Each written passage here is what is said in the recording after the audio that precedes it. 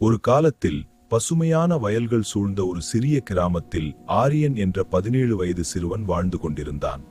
வயது சிறியதுதான், ஆனால் அவன் மனதில் இருந்த கனவுகள் வானத்தை விட பெரியவை. அவன் குடும்பம் மிகவும் ஏழ்மையானது. மண் வீட்டில் வசித்தார்கள். அவன் தந்தை வெயிலின் கொதிநிலையில் தினமும் வயலில் உழைக்கும் ஒரு விவசாயி. கைகள் கடினமாகி தோல் கருமையாகி இருந்தாலும் மனம் மட்டும் தளராத மனிதர். அவன் தாய் ஒவ்வொரு காலையும் மாலையும் மண் அடுப்பில் உணவு சமைத்து குடும்பத்தை கவனித்துக் கொண்டிருந்தார். பணம் குறைவாக இருந்தாலும் அன்பும் நம்பிக்கையும் அவர்களிடம் அதிகமாக இருந்தது. ஆரியனிடம் இருந்தது ஒரு கிழிந்த சிறிய நோட்டு புத்தகம் மற்றும் ஒரு பழைய உடைந்த பென்சில் மட்டும்தான்.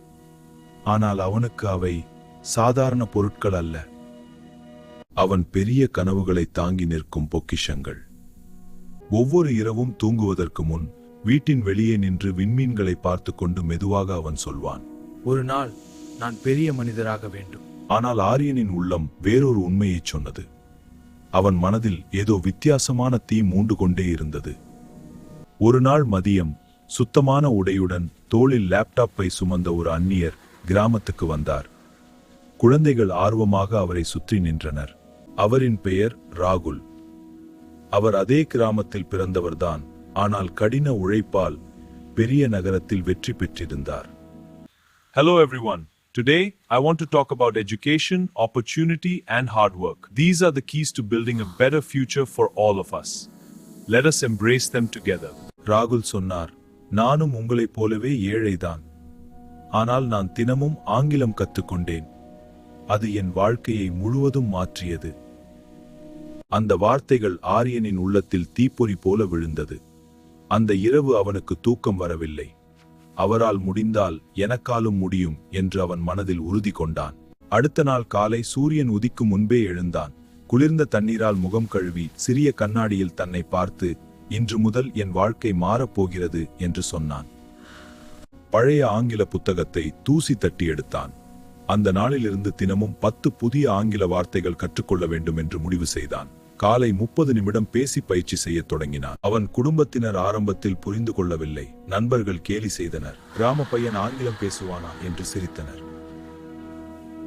ஆனால் ஆரியன் எதுவும் பேசவில்லை. அமைதியாக தனது வழியில் சென்றான். செயல்கள்தான் பதில் என்று அவன் நம்பினான். 3 மாதங்கள் கடந்தன. முன்னேற்றம் மெதுவாக இருந்தது. சில சமயம் மனம் உடைந்தது.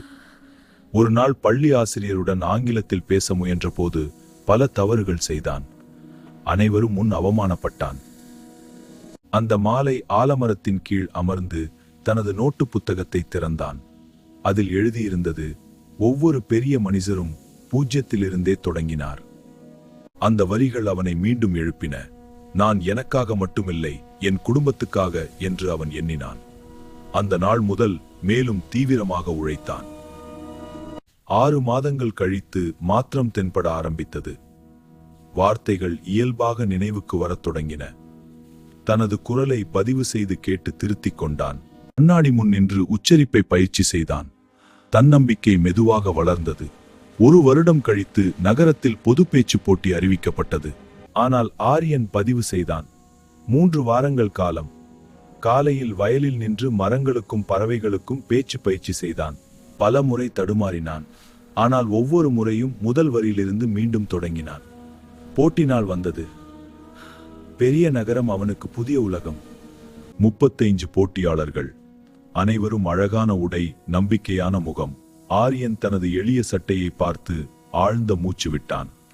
அவர்களுக்கு நல்ல உடை இருக்கலாம், எனக்கு நல்ல கதை இருக்கிறது என்று மனதில் சொன்னான். மேடையில் அவன் பெயர் அழைக்கப்பட்டது. விளக்குகள் முகத்தில் விழுந்தன. ஒரு நொடி வெறுமை. அப்பாவின் கடின கைகள், அம்மாவின் கண்கள், தங்கையின் சிரிப்பு நினைவுக்கு வந்தது. அவன் முதல் வரி,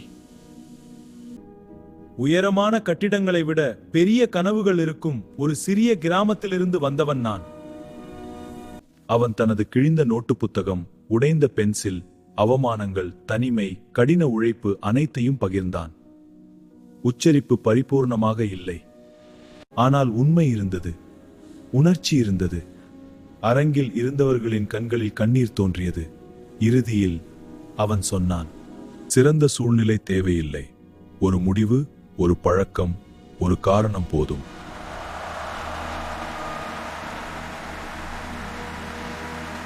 அரங்கம் கைத்தட்டலால் முழங்கியது. கண்ணீர் மல்க கோப்பையை பெற்றான். 2 நாட்கள் கழித்து கிராமத்துக்கு திரும்பிய போது முழு கிராமமும் வரவேற்றது. கேலி செய்தவர்கள் கூட கைத்தட்டினர். அவன் தாய் கதவின் முன் விளக்குடன் நின்றார்.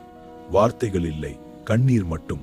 அந்த இரவு ஆலமரத்தின் கீழ் குழந்தைகளிடம் அவன் சொன்னான், நான் புத்திசாலி என்பதால் வென்றதில்லை, தினமும் சிறிது முன்னேற முடிவு செய்ததால் வென்றேன். அவன் பழைய நோட்டு புத்தகத்தை திறந்தான். ஆரியன் கற்ற மிகப்பெரிய உண்மை இதுதான். சரியான தொடக்கம் தேவையில்லை, சரியான சூழல் தேவையில்லை, பெரிய வசதிகள் தேவையில்லை.